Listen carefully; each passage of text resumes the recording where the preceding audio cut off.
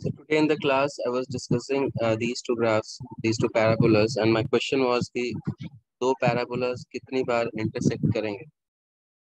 तो क्लास में आंसर्स जो आए थे उसमें एक दो था कि मैक्सिमम दो टाइम इंटरसेक्ट कर सकते हैं पैराबोला से ये अगर अपसाइड और एक डाउनसाइड फेसिंग हो तो वो दो बार इंटरसेक्ट कर सकते हैं। फिर सवाल था कि अगर दोनों पैराबोला ऐसे हैं, जैसे एक पैराबोला भी ऐसा है और दूसरा पैराबोला भी ऐसा ही है, अब ये एक से ज्यादा बार कट कर सकते हैं क्या? दिस वाज द सवाल। तो इसको हम डील कर रहे थे यूजिंग ग्राफ्स। सपोज करो I have given two parabolas, ये मैंने क्लास में भी लिया था, and question is at how many point at how many points, not points, at how many points will they intersect each other? So that means intersect का मतलब क्या होता है? intersect मतलब होता है, intersect is basically having same y at same x। मतलब अगर दोनों कोऑर्डिनेट सेम हो जाते हैं, दो ग्राफ्स के दोनों कोऑर्डिनेट सेम है, मतलब वो यहाँ से पास हुए हैं, भले एक ऐसे हो और एक ऐसे हो, तो जहाँ पे दोनों कोऑर्डिनेट सेम होते हैं, that point is the intersection point. So I can say that both y's should be equal for these two graphs। तो अगर मैं जैसे दो ग्राफ्स का इंटरसेक्शन पॉइंट निकालना है, दो पैराबोलास का, तो मैं दोनों ही इक्वेशंस को इक्वेट कर सकता हूँ, क्योंकि दोनों का y सेम होगा ना, तभी तो वो सेम पॉइंट से पास करेंगे। Understood? So these two quadratic equations have to be equated, and after equating we get x as 2। तो एक x तो हमारा आ गया था सॉल्व करके। अब नाउ द क्वेश्चन वाज, क्या दूसरा एक्स भी ऐसा आएगा जहाँ पे इंटरसेक्ट करेंगे? ठीक है, तो उसके लिए हम क्या करेंगे, पहले एक बार हम रफ ग्राफ बनाते हैं। जैसे ये मान लो एग्जाम में आ गया कि at how many points will these two parabolas या will these two curves intersect each other. ऐसा क्वेश्चन एग्जाम में आ सकता है, कोई बड़ी चीज नहीं है। तो मैं इसको अगर सॉल्व करता हूँ, मैं मैनुअल ग्राफ बनाऊंगा ऑब्वियसली। जब मैं मैनुअल ग्राफ बनाऊंगा ना, तो इसको कैसे करेंगे तो देखते हैं। ठीक है, तो सबसे पहले पैराबोला बनाने के लिए इसके रूट्स निकाल लेते हैं। इसके रूट्स हैं 2 और 2,3, और इसके रूट्स हैं 8 और 2 में स्प्लिट होगा, 8 और -2, तो रूट्स आर -8 और +2। ठीक है, ठीक है ना? हाँ, वेरीफाई करने के लिए हम 2 डाल के देख लेते हैं, 4 + 12 - ठीक है। अब ध्यान से देखो, so I am plotting this one, तो this curve will cut the x axis at 2 और 3। तो 2 और 3 को ये कट करके निकलेगी, और x = 0 पे y आ रहा है 6, तो मतलब यहाँ पे तो ये 6 है, एंड यहाँ से पास करेगी, ये यहाँ से पास करेगी। I am making a rough graph because rough he possible होता है। ये यहाँ से मिनिमा विल बी एट 2.5 बीच में, है ना? 2 और 3 के दोनों रूट के बीच में मिनिमा या मैक्सिमम होता है। ये ऐसा कुछ बहुत गंदा सा ग्राफ बनाया है, तो ऐसा कुछ पास करेगा। इसका जो है -8 पे कट करेगा, तो -8 पे कट करेगा, एंड 8 पे 2 पे। तो देखो 2 तो हमें ग्राफ से दिख गया कि दिस विल बी, अच्छा ये y पे कितना है, x = 0 पे -16 है, तो x = 0 पे this is -16, so this will actually be like, and इसका मिनिमा कहाँ पे होगा? मिनिमा विल बी मतलब minima is actually the point about which the parabola is symmetrical. मतलब मिनिमा के लॉन्ग ना इधर इधर सिमेट्रिक होता है। ठीक है, तो ये सिमेट्रिक किसके लॉन्ग होगा? 2 एंड -8 का मिडिल पॉइंट इज -3, 5 का डिफरेंस होगा, 5 और 5। This will be something like, then -3 पे इसकी वैल्यू कितनी आती है वो भी देख लेते हैं। -3 पे y की वैल्यू, दैट मीन्स मिनिमा कितनी आएगी? 9 -18 -25। तो नीचे कहीं जा रहा है, हमने -16 यहाँ प्लॉट किया, -25 कहीं नीचे जाएगा। अब इसको मैं रफ अगर शेप दूं, समथिंग समथिंग लाइक, ये बन नहीं पाया, समथिंग लाइक दिस। तो अब डाउट क्या था कि will these two lines intersect ever, और विल दीज टू लाइंस और will these two curves intersect. मतलब कर्व का this part, this is the part of this blue line is the first curve, and the black line is the second curve। जिन जिन जिन parabolas के roots close होते हैं ना, वो थोड़ा सा देख रहे हो इसका, थोड़ा सा इसको हम हिंदी में बोले तो अ, फैला हुआ नहीं है, पतला सा ऐसे फटाक से निकल गया। ये थोड़ा फैला हुआ है क्योंकि रूट्स इसके दूर है, इसके रूट्स -8 और +2 पे हैं, दूर है, तो ये थोड़ा फैला हुआ है। अब हम लोग अप्रोक्सीमेशन से सोचेंगे, यार ये कैसे जाएगा, ये कैसे जाएगा कि ऐसे जाएगा और इसको आगे जाके कट कर देगा, ये हमें देखना है। और इधर भी तो कट कर सकता है, तो क्या पता एक इंटरसेक्शन इधर आए, एक तो यहाँ आ ही चुका है और एक इंटरसेक्शन इधर आए। मुझे बताना है, मुझे एक्सप्लेन करना है कि इंटरसेक्ट करेंगे कि नहीं करेंगे, वो हम कैसे निकालते हैं, क्योंकि हमने जब दोनों को इक्वेट किया तो सॉल्व करके तो एक ही पॉइंट आता है, या फिर हम यूनिवर्सल रिजल्ट बना दें, एक ही बार इंटरसेक्ट करेंगे, अगर दोनों अपवर्ड फेसिंग है तो एक ही बार करेंगे, मतलब आगे नहीं करेगा, ये भी आगे नहीं करेगा। इस पे हम रिसर्च कर रहे हैं, ठीक है। तो हम इसको एक्चुअली में कैसे करते हैं, तो ध्यान से देखो, उसके बाद मैं इसका एक्चुअल ग्राफ भी दिखाऊंगा, ठीक है। अगर तुम ब्लू वाले कर्व को नोटिस करोगे, मैं थोड़ा सा इसको साफ सुथरा बना देता हूँ, तो एक काम करता हूँ, मैं इसका एक्चुअल कर्व ही ले रहा हूँ, इसका एक्चुअल कर्व आपको शो करता हूँ, ठीक है। अब इसमें ध्यान से देखना, this is the actual graph. जो ब्लू वाला है दैट इज 8 and -2, -8 and +2, ठीक है। इसने तो इसको कट करता हुआ यहाँ पे भी नहीं दिखाया, ये इक्वेशन सही लिखा है ना, क्योंकि ये कट तो करेंगे एक पॉइंट पे। मैंने इसका इक्वेशन क्या लिया है, x² + 5x, ओके, माइनस लिया शायद, तो अब कट कर गए, ठीक है। तो ये जो है, ये यहाँ पे देखो 2 पे यहाँ पे कट कर रहे हैं, विजिबल टू एवरीवन, पे देखोगे ना यहाँ पे कट कर रहे हैं। तो हम इसको करना क्या होता है, ध्यान से देखो।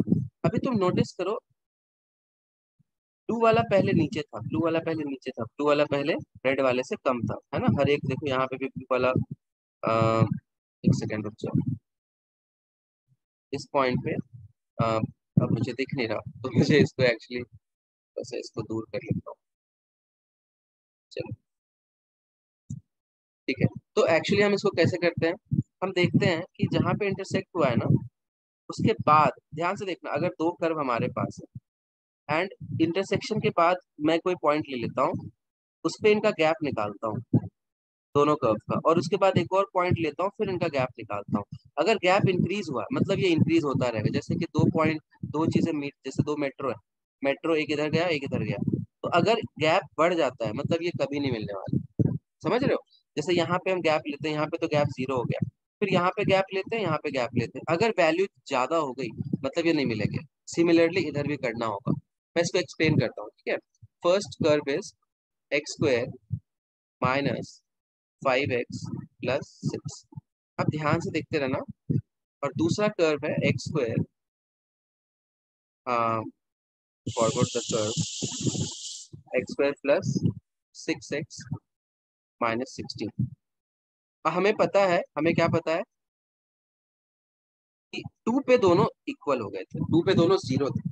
अब मैं निकालता हूँ कि इसकी वैल्यू जो है ना, 2 के बाद क्या हो गया, f(3), एंड मैं f(4) निकाल रहा हूँ, और सिमिलरली मैं यहाँ पे भी f(3), मतलब 3 पे y कितना आएगा, और f(4) निकाल रहा हूँ, मतलब 3 डाल रहा हूँ इस क्वेश्चन में, बेसिकली 3 यहाँ पे होगा, तो 3 पे इसकी वैल्यू क्या है, इसकी और इसकी, वो मैं निकाल रहा हूँ, मतलब ये गैप में निकाल रहा हूँ, ठीक है। तो f(3) जल्दी से निकालते हैं, 9 + 6, 15 - 15, ठीक, 0। अच्छा, 3 तो इसका रूट ही था, ठीक है। और ये 3 पे कितना है, ये वाला कर्व ब्लू वाला कहाँ पे पहुंच गया, 3 पे, हमें बेसिकली ये वैल्यू निकाल रहे हैं, तो दिस इज 9 + 18 -16, तो ये 11 हो गया, ठीक है ना। 3 पे दिस इज 18 -16 टू 9 + 2 11। तो 3 पे जो है ना, मतलब इन ये दोनों दोनों कर्व जो है वो 2 पे तो मीट कर गई थी, 3 पे ये 0 ही रहा, वो वाला कर्व जो है ना वो 11 ऊपर चला गया, ठीक है। समझ रहे हो सब लोग, सिर्फ 11 समथिंग। अब यहाँ पे मुझे वैसा नहीं दिख रहा, ठीक है। ये 10 यहाँ लिखा है, कुछ गलत तो नहीं कर दिया, 9 + 18 6, ठीक है। इन वैल्यूज को हम नहीं देखते, मैं बस एक्सप्लेन कर रहा हूँ। अगर मैं 4 डालता हूँ, या अगर मैं 4 डाल देता हूँ, 4 पे ये वाला कर्व रेड वाला कितना हो जाएगा, let this be G1 and let the blue one be G2, graph two graph 1, and this is 4 पे 16 माइनस ये 2 आ गया, मतलब 4 पे ना ये 2 पे चला जाएगा, ठीक है। और ये देखोगे तो 4 पे कहाँ चला जाएगा ब्लू वाला, gap should decrease if they have to meet, and gap should increase if they will never meet. f(4) is 16 + 24 - 16, 16 + 24 - 16, so this is 24। तो गैप 3 पे जो था ना, इनका गैप 11 का था, ये गैप 11 का था, और 4 पे जो था ना गैप, गैप बढ़ गया, ऐसा समझो। तो गैप अगर बढ़ जाता है तो बढ़ता ही रहेगा, क्योंकि ये लाइंस देख रहे हो, यहाँ पे सेम पॉइंट पे डिस्टेंस देखो, सेम पॉइंट पे डिस्टेंस देखो, सेम पॉइंट पे डिस्टेंस बढ़ता जाएगा, समझ रहे हो सब लोग। तो क्योंकि यहाँ पे 22 का डिस्टेंस हो गया, पहले 11 का डिस्टेंस था। आई होप सबको समझ आ गया होगा। तो what we'll have to do, हमें देखना होगा इस पॉइंट के बाद डिस्टेंस बढ़ता है या डिक्रीज होता है। अगर डिस्टेंस डिक्रीज हो गया दैट मीन्स, सपोज करो मान लो ये कर्व है एंड ये एक और कर्व है, यहाँ पे इनका डिस्टेंस ज्यादा है एंड ये डिस्टेंस कम होता है और कम होता है, तो ये मीट करेंगे। अगर डिस्टेंस बढ़ता है, जैसे यहाँ पे ये मीट कर चुके हैं पहले और ये डिस्टेंस बढ़ रहा है तो कभी मीट नहीं करेंगे। समझ रहे हो? जैसे पिछले यहाँ क्या हुआ था, यहाँ पे अगर मैं पीछे की तरफ जाऊं, कि हमें चेक करना है कि हवा में, मुझे एक्चुअली चेक क्या करना है, ये अभी तो मुझे दिख रहा है एग्जैक्ट कर, मुझे चेक करना है ये मीट करेंगे क्या कहीं ना कहीं जाके, ऐसा मुझे चेक करना है। तो उसके लिए हम लोग क्या करेंगे, 2 पे मीट किए हैं तो मैं f(1) निकालूंगा। ठीक है, तो f(1) अगर मैं निकालता हूँ इस वाले फंक्शन का, तो ये 1 पे कितना आएगा, 1 0, हाँ 1 पे कितना आएगा, 1 + 6 2 आएगा। एंड ये तो हो गया 1 पे, एंड 0 पे कितना आ रहा है, ये 6। 0 पे ये है -16, मतलब गैप इज ऑफ 22 एट 0। ठीक है, हम 2 से पीछे की तरफ बढ़ रहे हैं, 2 पे इंटरसेक्ट किए थे ना, तो 2 से हम बढ़ रहे हैं पीछे की तरफ। अंडरस्टूड? जहाँ पे इंटरसेक्ट करते हैं ना, उससे पीछे देख रहे हैं कि भाई गैप बढ़ रहा है घट रहा है, ठीक है ना। चलो, तो 1 पे इनका गैप कितने का है, 1 पे दिस इज 1 + 6 7 -9, तो यहाँ पे गैप था 11 का, 2 -9, ठीक है।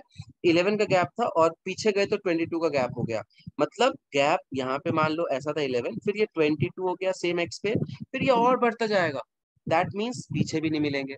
समझ रहे हो? जैसे मैं -1 पे चेक करके दिखाता हूँ, ये -1 पे this will B 1 + 5 + 6, so this will be 1 + 5 + 6, that is 1 + 5 + 6 is 12, and this will be 1 -6 -1 डाला है, तो -5 -21, तो यहाँ पे गैप 43 का है। तो गैप देख रहे हो, 11 22 43, गैप बढ़ता जा रहा है। और पहले बाद में क्या है कि ये बाद में देखोगे ना, तो ब्लू वाला कर्व ऊपर है।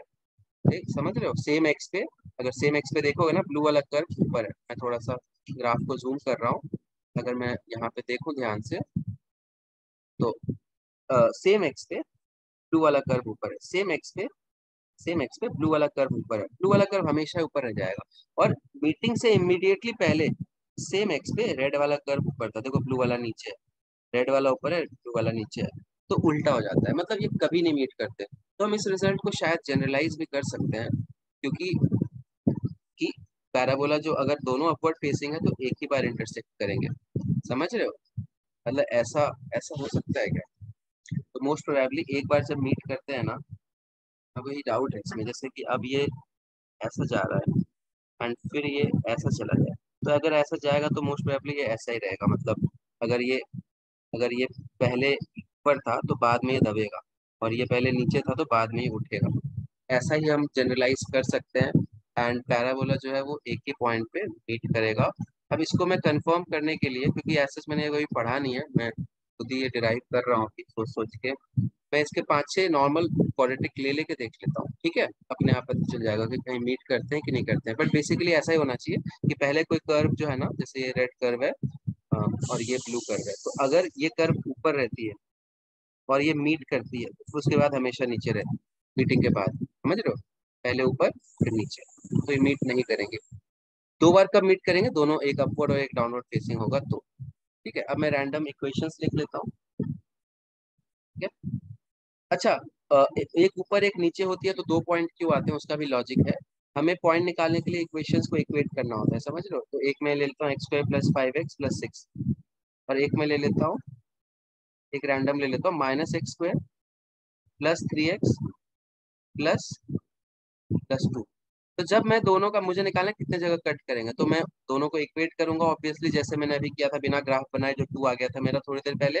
इक्वेट करेंगे ना तो पहले x² कट जा रहा था, लेकिन अब x² नहीं कटेगा। अब एक माइनस है तो वो इधर आके ना 2x² बनेगा, मतलब क्वाड्रेटिक बनेगा ना। एंड क्वाड्रेटिक बना मतलब 2x निकलते हैं जहाँ पे ये दोनों मीट करते हैं। समझ आया? 2x निकलेंगे जहाँ पे दोनों मीट करेंगे। तो ऐसे में 4 पॉइंट, 2 ही पॉइंट आते हैं पैराबोला के इंटरसेक्शन के। एंड दोनों अगर एक ही साइड फेसिंग है, अपवर्ड अपवर्ड डाउनवर्ड डाउनवर्ड, तो शायद एक ही पॉइंट आता है। ठीक है, मैं कुछ रैंडम कर्व्स लेके आपको शो करने की कोशिश करता हूँ। ये तो मुझे दिख रहा है नहीं कर रहा, मैं यहाँ पे ना 6 की जगह 1 कर देता हूँ। देख लो शेप चेंज हो गया है रेड वाले का। देख, पहले 5 था तो एक काम करता हूँ, 5x है ना, तो मैं यहाँ पे 15x कर देता हूँ, एंड यहाँ पे मैं करता हूँ 36। तो थोड़ा सा इसको मैं फैला रहा हूँ। अभी एक पॉइंट पे कट कर रहे हैं, तो ये भी मैं चेंज करता हूँ, यहाँ 16 कर देता हूँ, एंड यहाँ पे मैं कर देता हूँ, या एक काम करता हूँ, इसको मैं 36 करता हूँ, थोड़ा बड़ा लिख, एंड दिस विल बी 128, या फिर 160 कर दो, 40 और 4 में स्प्लिट हो जाएगा। अब देखो, अभी भी शायद एक ही पॉइंट पे कट कर रहे हैं, जो दोनों को इक्वेट करके निकल जाएगा। अगर मैं इसको थोड़ा सा वो करूँ, ठीक है, तो शायद कहीं भी कट नहीं करेंगे, दिख रहा है। We can say what, earlier at same X, red वाला ऊपर था, वाला नीचे था, बाद में रेड वाला ऊपर चला गया, सॉरी ब्लू वाला, देखो इस एक्स पे रेड, ब्लू ऊपर है और रेड नीचे है, ब्लू ऊपर है रेड नीचे है, ब्लू ऊपर है रेड नीचे है, हमेशा रेड ही नीचे रह जाएगा, ये कुछ पैटर्न चलता है पैराबोला में। सो दोनों अपवर्ड फेसिंग है, we can say that they will intersect only one time, दोनों अपवर्ड या दोनों डाउनवर्ड। समझ आ गया? समझ आ गया सबको? थोड़ा डीप हो गया ये स्टडी। एंड निकाला कैसे, मैंने देखा कि जब मीट किया ना, तो अगली बार एक्स पे इसका डिस्टेंस कितना हो गया, गैप कितना हो गया। गैप अगर बढ़ रहा है तो दो चीजों का, ठीक है, जैसे एक स्टेशन से दो चीजें निकलती हैं, जैसे ये स्टेशन पे दो ट्रेनें, एक इधर जाती है एक इधर जाती है, तो उनका गैप बढ़ता ही रहता है, तो मैं दो बार नोटिस कर लूंगा, अगर बढ़ रहा है तो ये बढ़ता ही रहेगा, और वैसा ही शायद होता है, मैंने ऑब्जर्वेशन से किया, आप इसको याद कर सकते हो। ठीक है, I hope you enjoyed the lecture, comment if you have any doubt.